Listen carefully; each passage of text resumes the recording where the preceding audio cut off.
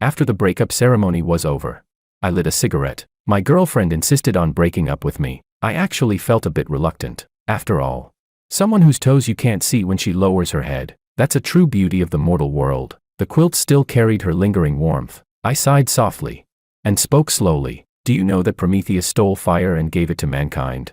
My girlfriend looked utterly confused. I said, since we've broken up, can you at least introduce me to your best friend? Chapter 1. Just now, Willow told me she wanted to break up. She thought I would behave like her previous simps, clinging on, crying, begging her not to leave. So, she had already prepared her responses. But when I opened my mouth and said that sentence, Willow froze in place, her face full of question marks, as if doubting whether she had misheard me. Her beautiful eyes widened in shock. She bit her lip and asked, "What did you say?" I said. I repeated slowly, trying to sound sincere rather than mocking. "Since we're done, can't you at least, for old time's sake, introduce me to another girlfriend? My standards aren't high, just someone with big boobs and no brains like you." The room instantly fell into a strange silence. "Is that okay?" I tried to break the stillness. Willow's chest rose and fell a few times, as though laughing angrily. Her eyes flashed with fury as she said, "George, I didn't realize it before. Turns out you're that kind of man. Seems I underestimated you. Not much to look at, but full of wild fantasies." I shook my head, stood up, and pulled her into my arms. Leaning close to her ear, my voice low and magnetic, I whispered, "Willow, love shouldn't end in insults and curses. If there's no love left, then don't cause harm. My worth speaks for itself. Surely you won't stop me from reaching someone better than you." Willow was speechless. She shoved me away with disdain, brushing off her clothes. Her expression shifted from shock to pure contempt. She stepped back, as though cutting ties completely. She said coldly, "George, you disgust me." I closed in again, pressing my body against hers, lowered my head, my palm brushing across her cheek, landing on her chin. Trying to steal a kiss, she quickly turned away, her eyes full of disdain. As if looking at garbage, I ignored it, hugging her tightly, and gently kissed her earlobe. Just a fleeting touch, light as a dragonfly skimming the water. I said with deep affection, "Willow, I'll always be waiting for you." Willow froze, her face suddenly flushed, though her gaze remained icy. I stroked her hair again and reminded her, "Waiting for your good news." Willow jerked free from my arms, raised her hand, ready to slap me, but I caught it in time. "Get out." She pointed toward the door, her chest heaving. "Just seeing you makes me want to vomit." I smirked, then turned and walked toward the bed, calmly slipped on my boxer shorts. From the moment Willow brought up the breakup, our relationship had ended. The angrier she became, the more it proved my reaction hit her where it hurt. She had been expecting my misery and desperation, not this carefree attitude. Heh, too bad for her. Once dressed, I smiled and nodded at her, then opened the door and walked out without looking back. "Wait." Willow's voice didn't make me stop. With my hands in my pockets, I only left her with the sight of my handsome back. Since it's over, there's no turning back. Chapter 2. I hadn't walked far. A red Ferrari pulled up beside me. The window rolled down. A pure, innocent yet seductive face appeared. It was Sophia, Willow's cousin. She waved at me with a faint smile. "Hop in." I opened the door and sat in the passenger seat. A sweet citrus fragrance immediately enveloped me. Sophia gripped the steering wheel with her left hand. On the side closest to me, her milky white knitted cardigan slipped slightly, revealing a light blue strap and her delicate collarbone. She gently pressed the accelerator, the car gliding smoothly onto the road. Her tone was cheerful. "George, why don't you give it a try with me instead?" She blinked playfully, her lips curved in a smile. I replied, "Sure." So fast, Willow really worked quickly, already sending her cousin my way. The adult world runs at this kind of speed. 10 minutes later, the car stopped in front of a hotel. After getting out, I smiled as I took her bag, then proactively wrapped an arm around her waist, lowered my head, my gentle gaze locking on her. Sophia froze for a moment, frowned slightly as my lips drew near, then squeezed her eyes shut. But just as our lips were about to touch, she suddenly opened her eyes and pushed me away. I let go, stepping back, catching sight of the disdain in her eyes. Just as Willow had said, I wasn't much to look at. While Willow and Sophia, both pale-skinned beauties with long legs, one could make fish sink and birds fall, the other could outshine the moon and put flowers to shame. They were renowned local rich beauties of Shanghai. Their looks, figures, and family background were things most people could only look up to. Since childhood, they had been surrounded by endless admirers, so of course, by all logic, they would look down on someone like me, an unimpressive poor nobody. But Willow still chose to be with me. And Sophia even rushed forward to try me out. The reason was obvious: my innate hard strength and the unyielding stamina honed from years of training at the gym. As for how Willow met me, it happened right after her ex-boyfriend broke up with her and went abroad, leaving her heartbroken. While drinking, I accidentally walked into the wrong private room. She threw herself into my arms, sobbing, and begged me to be her boyfriend. Seeing her voluptuous figure and alluring features, of course I didn't refuse. I knew I was merely a tool she used to numb her pain. But so what? Damn it, I didn't care. I just pretended not to notice. After all, she was a young, beautiful, rich girl. She didn't need me to spend money. On the contrary, she showered me with endless gifts and pocket money. After 6 months of dating, Willow finally couldn't take it anymore. That was something I had expected from the start. After all, as the saying goes, give someone a pint of rice and it feels like kindness. Give a bushel, and they'll resent you. When charity becomes routine, flaws become unbearable. My thoughts returned, just as I was holding Sophia and about to step into the elevator. She suddenly turned back with a look of disgust and said, "I can't even bring myself to kiss you. How about we just break up?" I was speechless. As expected of cousins, she was even harsher than her sister. At least her sister had the decency to enjoy herself first, before saying, "I can't accept this. Let's break up." I nodded, hands in my pockets, and said calmly, "Do you know the story of Prometheus stealing fire for mankind?" Sophia looked completely baffled. I said, "Fine, we can break up, but at least introduce me to one of your besties, big boobs and rich. That's the requirement." Sophia was speechless. She rolled her eyes and said, "You really are exactly like my cousin described, an obnoxious man. Jumping seamlessly from one girl to another is scummy enough. And now you want your ex-girlfriend to introduce you to someone else. How repressed can you be?" I shrugged indifferently, but my eyes stayed serious, fixed straight on her. Our gazes locked for a moment. Then Sophia gave me a contemptuous glance, pulled out her phone, and tapped a few times. She said, "Fine, if you're not afraid of embarrassing yourself, I'll line up a few girlfriends for you. They're conveniently single right now. Let's see if you've got what it takes." Her eyes glinted with mockery, as if waiting to watch me make a fool of myself. After that, she got back into the car. Chapter 3. The car drove toward the suburbs, arriving at a private villa. After getting out, she naturally tried to link her arm through mine. I stopped her just in time. Sophia froze for a moment, confusion flashing across her face. I raised my hand and said, "Since we already broke up, we should keep some distance. I don't want my future girlfriend to misunderstand." Sophia's expression instantly turned cold. She pulled her hand back with a mocking laugh. "What are you pretending for?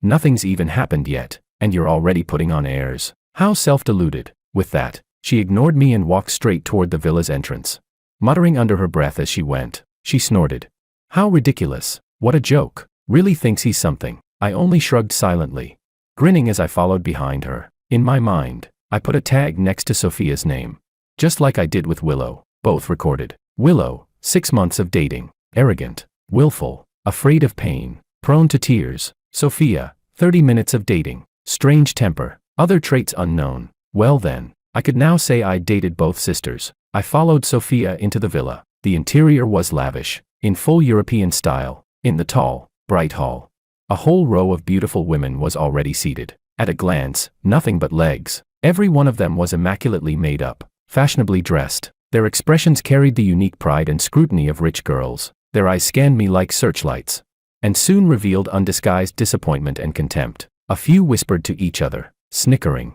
"Your husband." Another immediately replied, "Your husband." The first one echoed back, "Your husband, your husband, your husband." Who would have thought I had suddenly become so in demand? Good thing I wasn't that easy. I pressed down a smirk, keeping a calm face, and swept the scene with an appreciative gaze. It was a feast for the eyes, different styles of beauty, dazzling all at once. Finally, my gaze lingered on a lazy figure, for no other reason than this. She'd had a wardrobe slip, a glimpse under her short skirt, pink, very cute. Who wouldn't be tempted?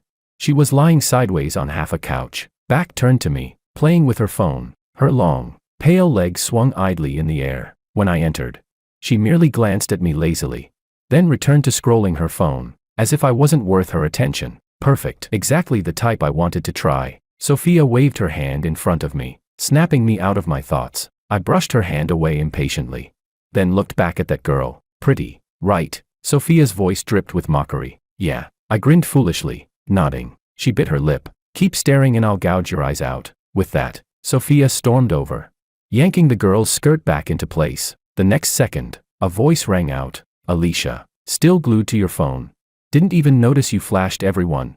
You're a grown woman now. Have some decency. That creep was staring right at you, and you didn't even realize. It was Willow. I hadn't expected her to show up here too, Sophia said. Exactly. I half suspect you were deliberately trying to seduce George. Then just let him be your boyfriend. As she spoke, Sophia gave Alicia's thigh a few hard pats, leaving several faint red marks. It made my skin tingle with anticipation. Alicia was scrolling through web pages and didn't get angry at their teasing. She slowly sat up and locked her phone screen. Her gaze finally landed on me. She sized me up for a few seconds. Her eyes showed no particular emotion, neither disgust nor interest, as if looking at an unimportant ornament. She said, "Him?" she asked casually. "As my boyfriend."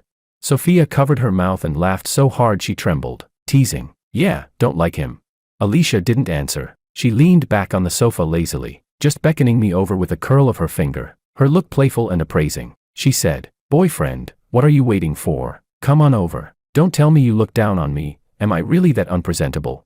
I was over the moon. I bent at the waist and jogged over, sitting down beside her, slipping an arm around her waist. I even took the chance to give her a pinch. Damn, the feel was superb. As the old saying goes, better to die under a peony and still be charming. Alicia awkwardly dodged but, glancing sideways at me, kept her composure. She picked her phone up and started scrolling again. Laughter and jeers rippled around us. Someone sneered, "Sis, did this guy save your life or something?" "Shut up, Alicia's really picky. She's desperate enough to take him." I ignored them, still smiling as I held Alicia, focusing all my attention on her. After all, she was my new girlfriend now. Her eyelashes fluttered. Cute. I couldn't help planting a kiss on her cheek. "Baby, you're so cute," I said. Alicia was taken aback by the kiss. Her phone nearly slipped. She wiped her cheek, her expression odd but she didn't blow up. More laughter and hooting echoed around us. Willow bit her lip and said, "George, broke up and already found someone else. You really do seamless transition." "Huh?"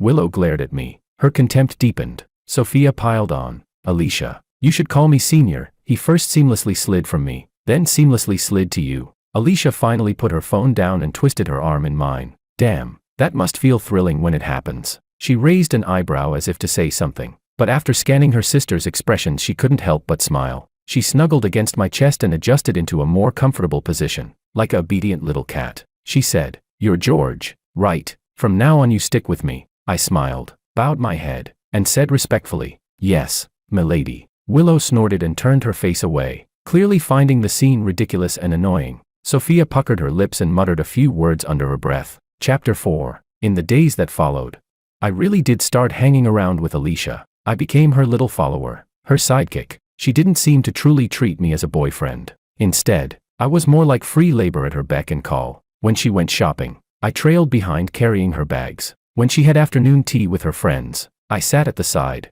shelling nuts and handing her tissues. When she went clubbing at night, I stayed by her booth seat, blocking the advances of men she wasn't interested in. On the fifth night, Alicia came out of the nightclub slightly tipsy. I drove her back to her place. She asked me, "Am I beautiful?"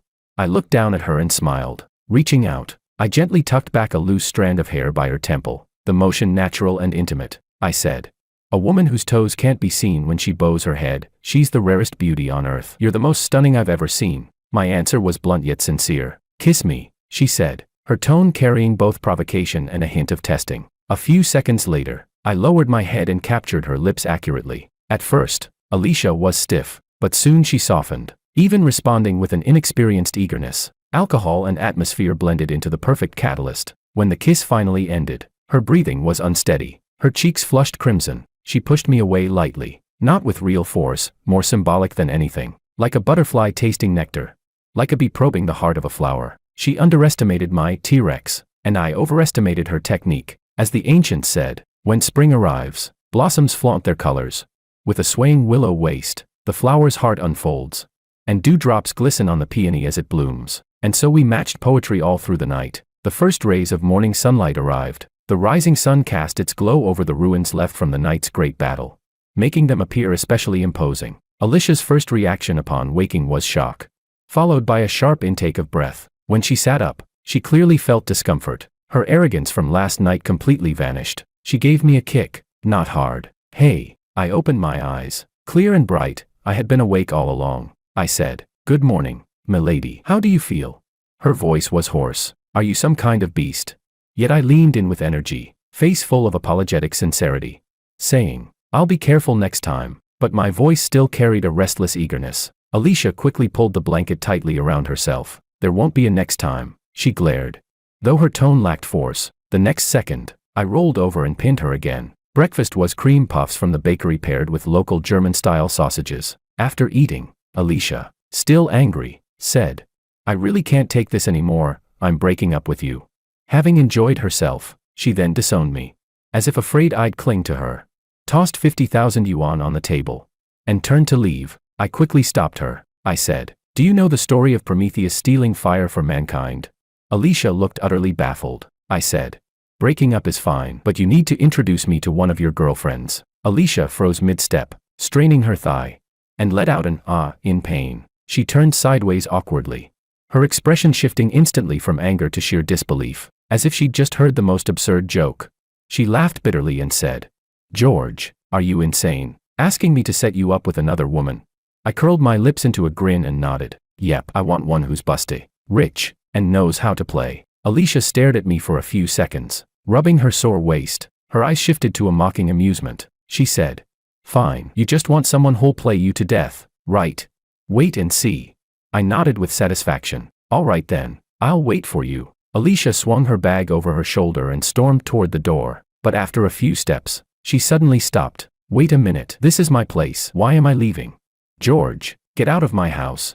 Fuming, Alicia kicked me out of her apartment. Standing in the hallway, I could still hear her unsteady footsteps after the door locked. I glanced at the plastic bag with 50,000 yuan inside, wondering which bank I should deposit it in. Alicia, relationship duration, 5 days and 8 hours. Sensitive constitution. First experience, excellent. Chapter 5. Seria. From an ethnic minority, and even of mixed blood, she was a lively, cheerful girl, a true anime beauty. Being with her was like taking care of a little sister. We played video games together every day, sometimes for the whole day. Too bad she was terrible at playing, most of the time. I couldn't even carry her. I loved watching her every time she lost, throwing little tantrums, because when she got angry, she looked like a kitten, so cute, with starry eyes. She said to me, Oni-chan, hurry, the final strike. Before she even finished speaking, I unleashed my combo and cut down the enemy boss. Her pouting lips immediately curled into a wide smile. She even showed a pair of tiny fangs. She shouted, we won. With a joyful cry, Seria dropped her controller and threw herself at me, hugging my neck. She said, Oni-chan, you're amazing.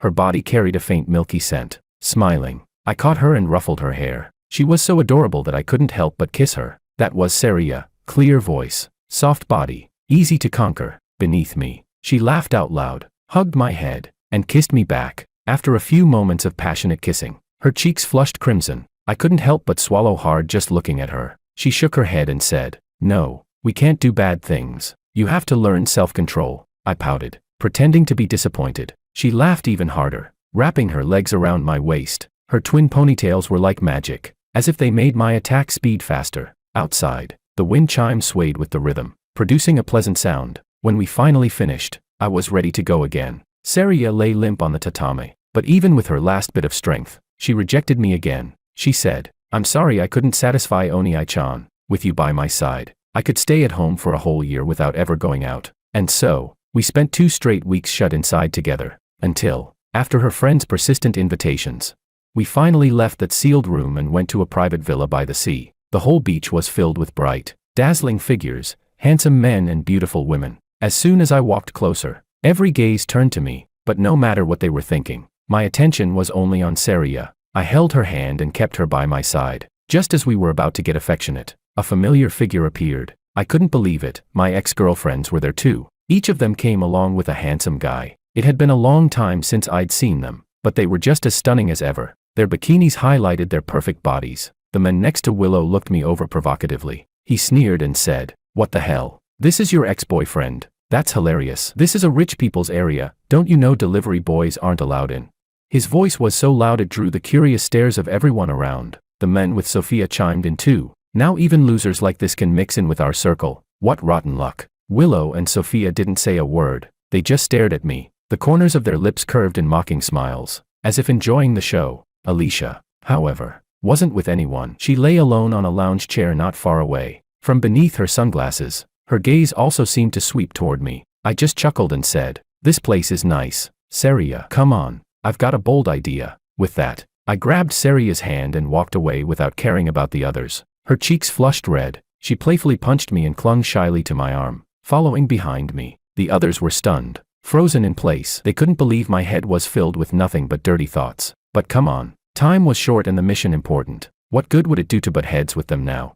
They were all rich and handsome. If I got into trouble with them and upset Saria, it would all be a loss. Chapter 6. Later. The seawater reached up to my calves. A little chilly. Saria pressed close to me and whispered, "Big brother, they're so annoying." I squeezed her hand and said, "Just treat them as nothing more than background." We swam for a while, then built sandcastles on the beach. Saria soon forgot her unhappiness and laughed carefreely. At that moment, someone else walked over, interrupting us rudely. She said, "Saria, are you done yet? It's been almost a month. Why haven't you broken up with him?"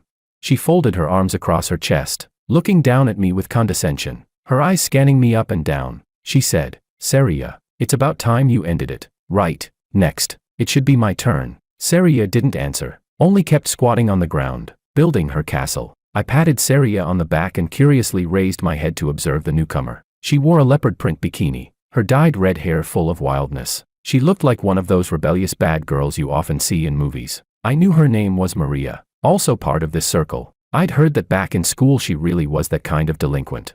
And she had always looked after Saria, from what she said. Once Saria and I broke up, she'd be next in line to be introduced to me. Perfect. Another chance to experience a different kind of charm. A qualified man should always dare to climb new mountains. That evening, a bonfire was lit on the beach. The men gathered around the grill, carefully preparing food. The women held wine glasses, chatting elegantly. I had to admit, Willow and Sophia's boyfriends really had some skill. The barbecue smelled amazing. They kept trying to please them, personally offering each dish once it was done. But those two women seemed intent on affecting my mood, always circling around me deliberately. Sophia said, "Honestly, no one eats your barbecue, and it tastes awful." Willow added, "That just makes it worse. Look, even your girlfriend doesn't want to eat it." A few others nearby teased, "Sophia, why even bother talking to him?" I didn't pay them any attention. Even if they claimed my cooking was terrible, it didn't matter. I wouldn't give them any just to prove myself. This barbecue was for Saria alone, sprinkled with my secret seasoning. I filled a plate to the brim. Perfect. I carried the plate to Saria, who was busy playing a game. Gently, I picked up a piece of grilled meat and fed it to her. I said, "Here, taste my cooking." Saria opened her mouth and bit into it. Her eyes lit up immediately. She said, "So good, big brother. Your cooking is amazing." Forgetting the game, she ate several pieces in a row straight from my hand. Her cheeks puffed up like a hamster's. I smiled in satisfaction. I said, "If Saria is happy, then I couldn't be more blessed." Saria nodded enthusiastically, her eyes crinkling into little crescent moons. The onlookers who had been expecting a joke lost interest and slowly looked away. Alicia gave me a strange glance, muttering something under her breath. The two sisters set aside the vegetables their boyfriends had grilled for them, their eyes showing a strange expression. Sensing the gaze of my ex-girlfriends, I politely nodded back at them. Then I used a damp towel to wipe the corner of Saria's mouth. Saria suddenly leaned in for a kiss, playfully. She even shared her drink with me through her lips. So what if she was playful? A man should spoil his own girlfriend. "Hey, there are people here. Watch your image." Someone suddenly shouted. Immediately, the crowd began to cheer and jeer. Saria shyly hid in my arms. I lowered my head, leaning close to her ear. As my warm breath brushed against her, Saria trembled slightly. I said, "How about we go back to the room?"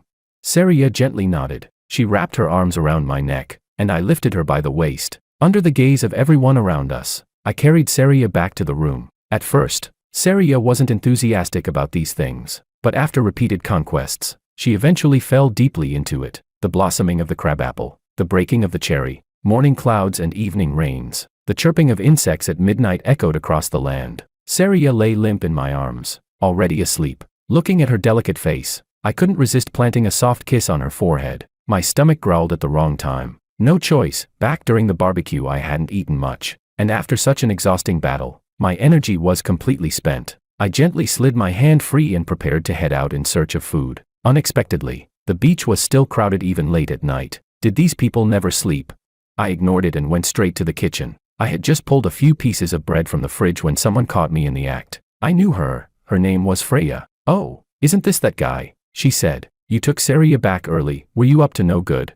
As Freya spoke, she curiously sized me up and down. I bit into the bread without replying. Freya stepped closer, lowering her voice. You really are a scumbag. Every time you break up, you immediately find someone new. I honestly don't get what makes you so capable. I kept eating the bread. Suddenly, Freya reached out her hand, but I blocked it immediately. She snorted coldly. So stingy. Then she said, do you even know? Our whole group of girlfriends made a bet on you. We're betting on who can last with you the longest. I swallowed my bite of bread and looked at her in puzzlement. Freya narrowed her eyes, smirking. You didn't actually take it seriously, did you? I smiled too and shook my head. Then I continued eating my bread, looking at her voluptuous figure, enough to make a man finish 3 bowls of rice. Freya saw I only cared about eating and leaned in closer. Hey, I'm talking to you, she said. I swallowed the last mouthful, clapped my hands, and said, whether you bet or not, what does that have to do with me? Freya froze for a moment, then burst into laughter. Interesting. I finished eating, grabbed a bottle of milk, and, right in front of her, turned and walked back to the room. A trace of astonishment flashed across Freya's face. Chapter 7. Just as I stepped out of the kitchen, I ran into the trio of my ex-girlfriends. They crossed their arms and blocked my path. Someone said, out wandering in the middle of the night, did Saria kick you out because you didn't satisfy her? Sophia was the first to speak, her tone mocking. Alicia tilted her head, curiously glancing at Sophia and asked, what does satisfy mean? Can that be eaten as food too? I shoved both hands into my pockets, straightened my chest, and said, what does this have to do with you? As for you 3, running to the kitchen in the middle of the night, isn't that proof you're the ones who are really hungry? Let me remind you, I'm your best friend's boyfriend right now. Lusting after your best friend's boyfriend, is that right? Willow snorted coldly. Don't flatter yourself. Sophia's face flushed red. She gritted her teeth and said, I think Saria must be blind. How could she even put her mouth on trash like you? At that, Willow and Alicia immediately turned towards Sophia, looking offended. Alicia's face darkened, and she shoved Sophia. What's wrong with your mouth? Sophia stumbled a step, looking embarrassed. I couldn't be bothered to watch them quarrel. I simply stepped aside and walked past. Behind me, the sounds of their bickering followed. When I returned to the room, Saria was still fast asleep. I lay down gently, and she unconsciously rolled into my arms, mumbling in her dreams, Big brother, stop messing around. The next morning, I was awakened by sunlight. Saria was already awake, lying on my chest, blinking at me. Morning, big brother, she said. She smiled like a mischievous cat, her finger tracing circles on my abs. I asked, hungry? As I ruffled her hair, she replied, hungry. She nodded vigorously, then added, but I'd rather eat something else first. Sure enough, we couldn't avoid a round of morning exercise. By the time we cleaned up and headed out, it was almost noon. Saria affectionately held onto my arm as we left the villa. Everyone was already gathered on the lawn, leisurely drinking tea. Freya was the first to tease. Well, you finally decided to get out of bed. Saria's cheeks turned red, and she hid behind me. At that moment, we bumped right into the trio of ex-girlfriends who had just woken up. We had already spent 3 days vacationing at the seaside villa, but Saria still wasn't satisfied, so we rented another villa and stayed for nearly a month. It was as if Saria had discovered a whole new world, clinging to me, begging me to try all sorts of new things with her. It felt like I had struck gold, until she received a call from home, saying she had to attend a family gathering. She hung up the phone, then threw herself into my arms with a pitiful face. Choking up, she said, Big brother, I have to go home for a few days, so annoying. I patted her head and said, it's fine, I'll wait for you. But she suddenly lifted her head, eyes sparkling. She said, why don't you come home with me? I smiled and shook my head. As what? Your boyfriend? Saria immediately wilted, muttering softly, forget it then, my dad would break your legs. I didn't mind, after all, I had already expected this outcome. When she returned, she brought me a pile of gifts, but what I hadn't expected was, that return marked the end. The cause was simple. Saria's father had learned of my existence. He forced her to cut ties with me. Unsurprisingly, Saria couldn't withstand her family's pressure. Of course, her old man also sent someone with a 20 million check to make me leave Saria, and so, we had no choice but to put an imperfect end to our 2-month relationship. Saria, an anime-loving girl, twin ponytails bouncing with energy, C+ figure, passionate and clingy. Chapter 8. I drove away from the villa in my newly bought luxury car. Behind me followed a van, packed full of the love Saria had once given me. As expected, I ended up with Maria. She was a hot girl, wild, playful, dragging me into another circle, completely different from the girls before. Most of her friends were tattooed, dyed-haired partygoers. Living in nightclubs, playing even wilder. They carried a kind of rhythmic, punctual, inflammation-free healthy beauty. By the third day together, we had already drunk our way through half the city's bars. Finally, in a booth at a private club, she straddled me in front of everyone, kissing me with the taste of whiskey. She said, "I heard you're pretty good." Panting, she let me go, tapping my chest with her finger. I held her by the waist and said, "Why don't you find out?" She really did. Right there in a second-floor suite, without even locking the door. Maria loved thrills. Her movements were wild, shouting in rhythm with the music. When it was over, she slumped on the sofa, lighting a cigarette, eyes still glimmering with heat. Being with Maria was like riding a roller coaster. Her moods came fast and went just as quickly. When happy, she partied all night. When upset, she smashed things and cursed. Most of the time, I just let her be, only venting my own feelings when the moment felt right. By the second week, she wanted me to race motorcycles with her. I flatly refused. After all, most of the female rider accounts I followed barely lasted a year before going silent. I had no desire to die young. Straddling her bike, she yanked off her helmet, glaring at me. What? Chickened out? I've never dated a guy this spineless. I looked at her gently and stopped persuading. That was our first falling out. She revved the throttle twice, then sped off alone, disappearing into the night. I didn't mind. Whether she was happy or not wasn't as important as my life. Situations like that kept happening. And she grew increasingly dissatisfied, constantly nitpicking. She'd even throw breakup threats at me over nothing. "You won't do this. You refuse that, forget it. Let's just break up." I replied. "Do you know Prometheus once stole fire for mankind?" Maria looked completely confused. I said, "If you want to break up, fine, but you have to introduce me to another of your girlfriends. My standards aren't high. Big chest, rich, fun-loving, and a fool for love." Maria sneered at my proposal. Without replying, she turned, mounted her bike, and with the roar of the engine, vanished into the night. I shrugged and walked away from our little den of indulgence. This relationship was clearly nearing its end. I sold off the gifts from Willow, Alicia, and Saria, added in the pocket money my ex-girlfriends had given me, and bought myself an apartment in a high-end neighborhood. By coincidence, the upstairs neighbor was Sophia. What? Couldn't satisfy Maria, so now you're coming after me? In the narrow elevator, Sophia crossed her arms. Staring at me with disdain, she said, "Or is it that you want to sleep with me? Ha, you dog of a man. Keep dreaming." I pressed the button for my floor, not looking at her. She only wanted my attention. Sophia sneered. Her reflection in the elevator doors showed her rolling her eyes. She said, "Quit pretending. Everyone can see through your filthy little thoughts." I still didn't respond, only let out a faint smile. The elevator doors opened. I stepped out. Behind me, Sophia's voice chased after. "Hit the mark, didn't I? Why so silent?" I turned back. To my surprise, she had followed me out, lifting her chin, hands on her hips. Sophia glared at me in displeasure. She snorted coldly. "Stinking man. Ah, not bad, you even bought yourself an apartment." I pulled out the keys to unlock the door. But Sophia Kim grabbed my arm. "What? Not going to invite me in? Afraid I'll find another woman hiding inside?" Straightening my collar, I looked at her hesitantly. I said, "That wouldn't be appropriate. A man and a woman alone." I added, "Miss Kim, please have some self-respect. I'm Maria's boyfriend now. If she misunderstood because of this, it wouldn't be good." I said righteously. "Or is it that you want to seduce me?" "Heh, Miss Kim, wishful thinking." Her face flushed red. She bit her lip. "What nonsense are you spouting?" I said, "Quit pretending. Everyone can see through your filthy little thoughts." Sophia, exasperated, snapped, "I insist on going in. What can you do about it?" I didn't stop her anymore. Instead, I called Maria. As a proper boyfriend, it was best to report things like this to my girlfriend. After a short wait, she didn't answer, so I left her a message. Sophia asked, "What are you doing, standing there at the door?"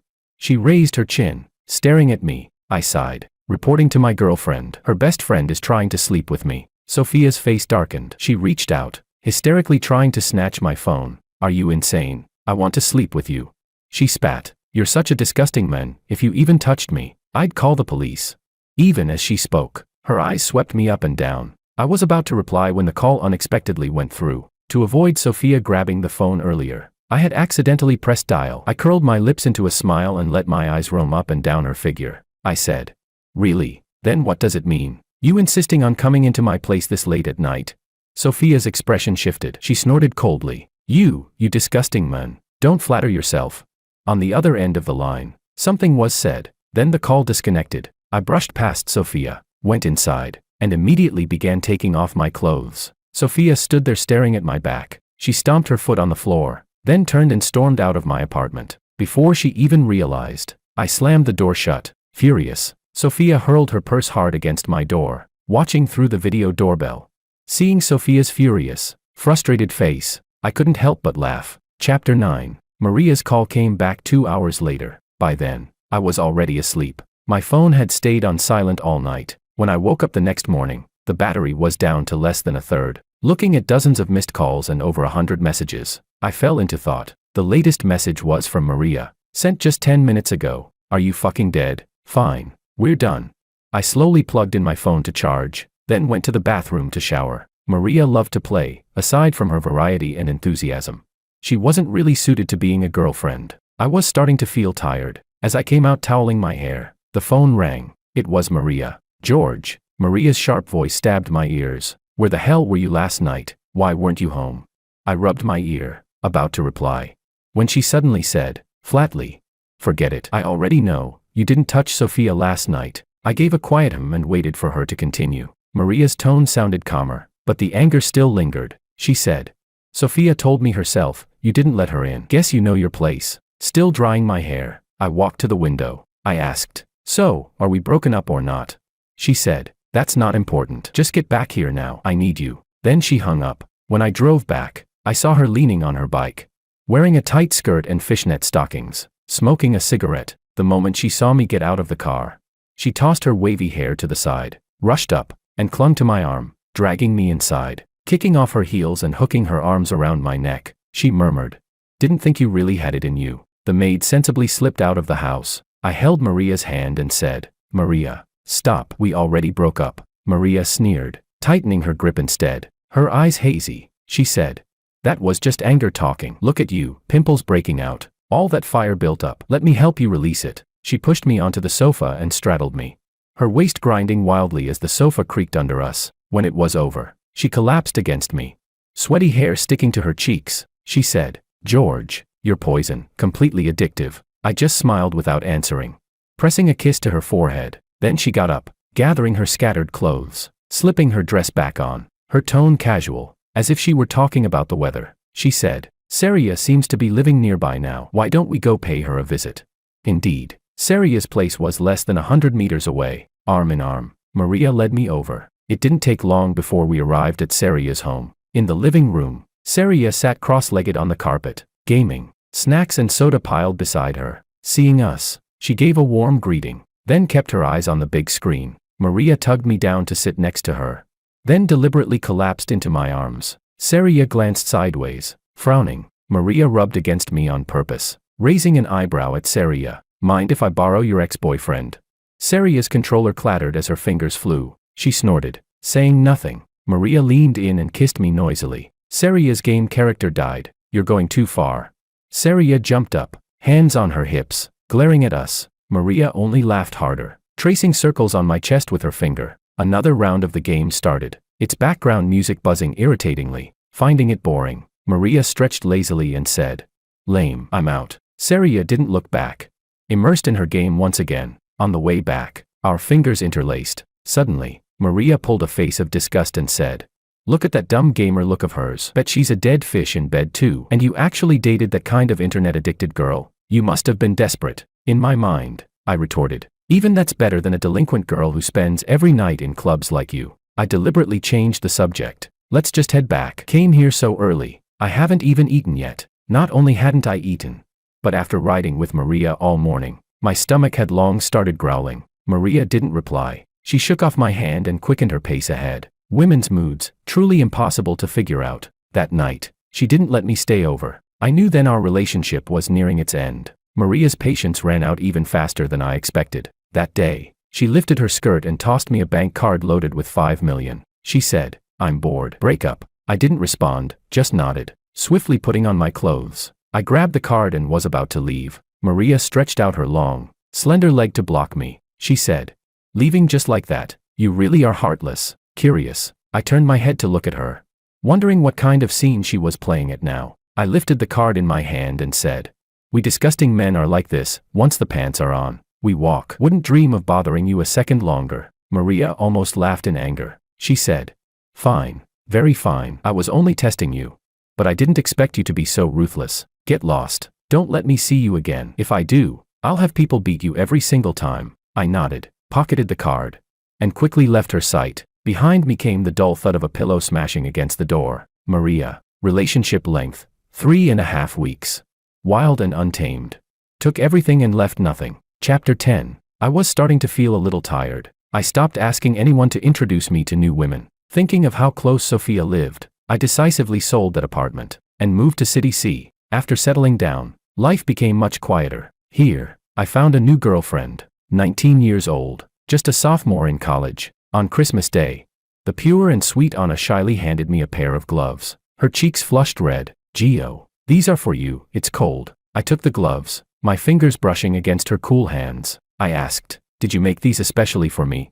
Anna lowered her head, her face growing even redder, her voice barely above a whisper. She said, I was worried your hands would get cold. So cute, I smiled, ruffling her hair. Then left a kiss on her cheek. Anna's shyness was just right, neither too much nor too little. She said, Gio, let's not eat out tonight. I want to eat at your place, please? Her natural charm when acting spoiled was flawless, every drawn-out syllable like feathers brushing against the heart. Seeing her so adorable, I couldn't refuse. I said, all right, what do you want to eat? Gio will cook for you. Anna clung to my arm, pressing her whole body against me. She said, as long as it's made by Gio, I'll love it.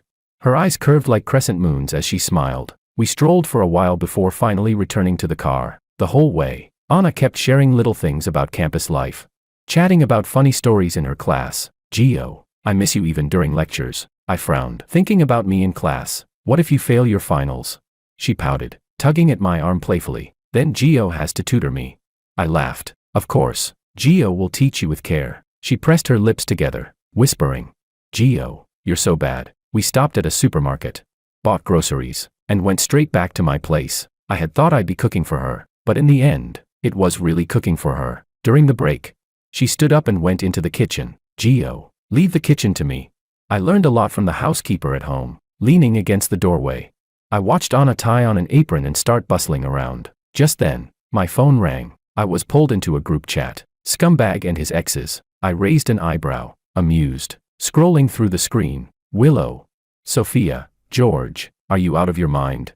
Alicia. It wasn't him. I made the group. Saria. Sent a waving kitten emoji. Maria. So where's that bastard hiding now? Freya. Seriously. Alicia. Are you insane? What's this got to do with me?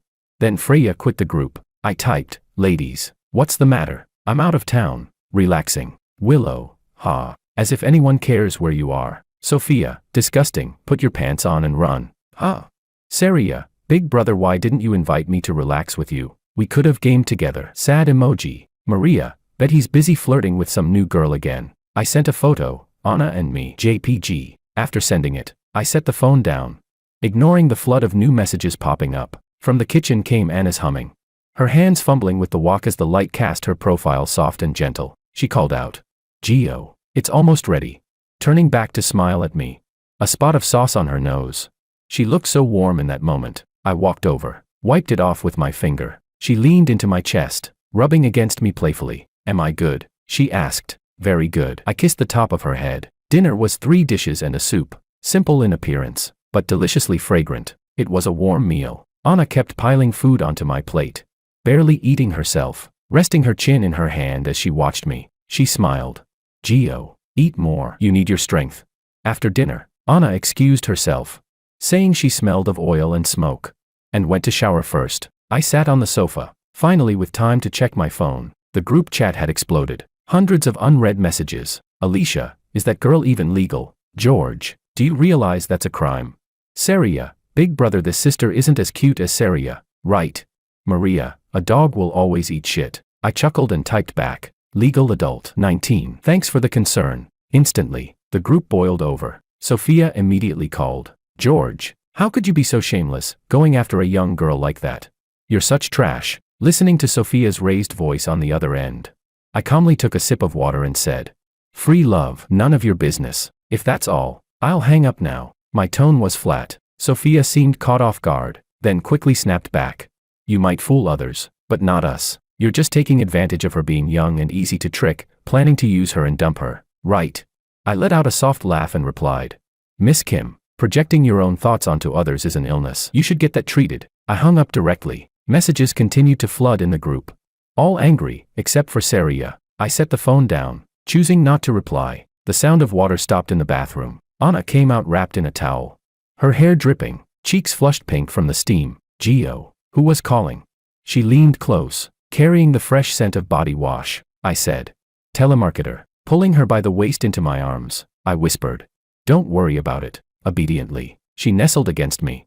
Her cheeks burning even redder. Gio. She tilted her head up, eyes shimmering like an innocent fawn. I lowered my head, kissing her forehead. She instinctively lifted her face, pressing a kiss to my lips, clumsy, yet eager. The towel slipped to the floor. The dim lights in the living room set the mood perfectly. The second half began. Chapter 11. Being with Anna was truly joyful and fulfilling. Before graduation, she introduced me to her parents. The two elders seemed to have learned something about my past. They often looked like they wanted to say something, but in the end, they still respected Anna's wishes and agreed to let us be together. The wedding date was set for half a year later. I had no objections. Anna clung to me even more. She seemed to have a peculiar possessiveness, a mix of girlish coyness and a quiet declaration of ownership. My phone wallpaper, my social media profile pictures, all replaced with our photos together. I understood her little schemes and was happy to go along. Before the wedding, I posted the marriage announcement in the group chat. I hoped they would all come to the ceremony. After all, rich beauties wouldn't be stingy with their gifts.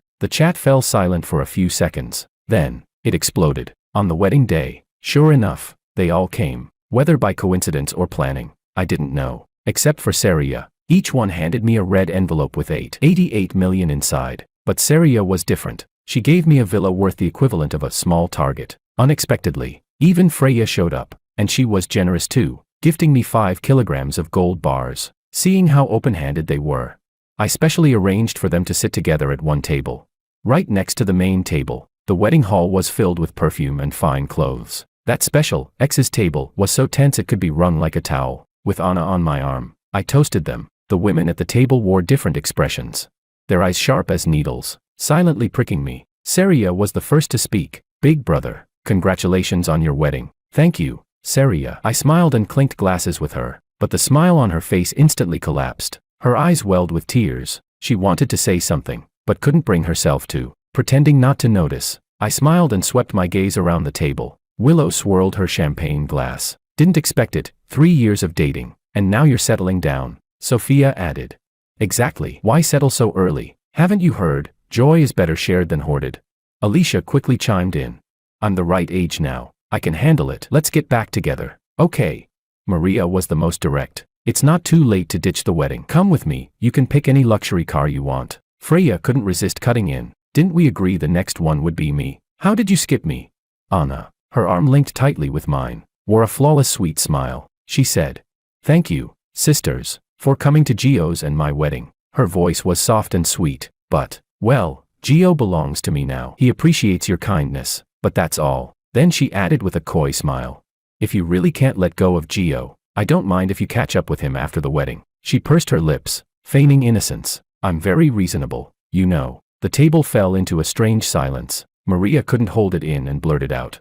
So disgusting, what a pretentious coquette. I stroked Anna's hair gently and said, there's no pretentious coquette here, only a considerate little sister. Unhappy glances darted back and forth between us. Anna tilted her head, eyes shining innocently. But I loved Gio the most. She looked pure and harmless.